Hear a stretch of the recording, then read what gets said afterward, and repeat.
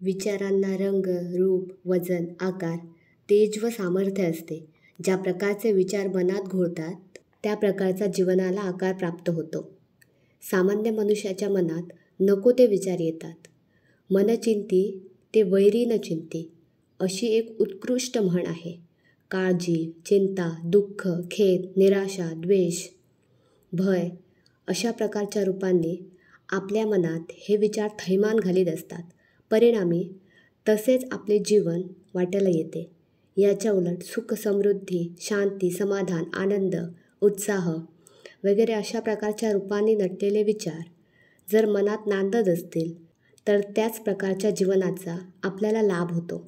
विचारात जे विलक्षण सामर्थ्य आहे त्याचे प्रमुख कारण म्हणजे विचार किंवा वृत्ती म्हणजे प्रत्यक्षात चैतन्याची स्फूर्ती. शिवाय सर्व पंचमहाभूते या विचारात सूक्ष्म रूपाने वास करीत असतात. चैतन्य स्वरूपात विचाराला विचार रूपाने स्फुरण्यासाठी जो अवकाश म्हणजेच विचारात सूक्ष्म रूपाने वास करून असणारे आकाशतत्व, विचाराचे प्रत्यक्ष स्फुरण ज्या तत्वामुळे होते ते तत्व म्हणजे वायू. विचारांच्या ठिकाणी आकार घेण्याचे जे अंगीभूत सामर्थ्य आहे ते सामर्थ्य म्हणजेच विचारांच्या ठिकाणी नांदणारे तेज तत्व होय. विचाराकडून आकाराकडे प्रवाहित होण्याचा विचाराचा जो धर्म आहे त्याचे स्वरूप म्हणजे जलतत्व. त्याचप्रमाणे विचाराचा प्रत्यक्ष साकार होण्याचा जो प्रकार आहे त्याचे मूळ आहे पृथ्वीतत्व. अशा अत्यंत सूक्ष्म स्वरूपात पंचमहाभूते विचारात वास करतात. म्हणूनच मन हे विचाराकडून आकाराकडे सहज सरकत असते.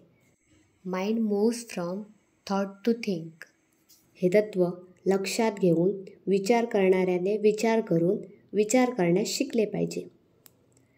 As you think so you become. जसे विचार त्याचप्रमाणे जीवनाला आकार असा जीवनविद्येचा एक महत्त्वाचा सिद्धांत आहे.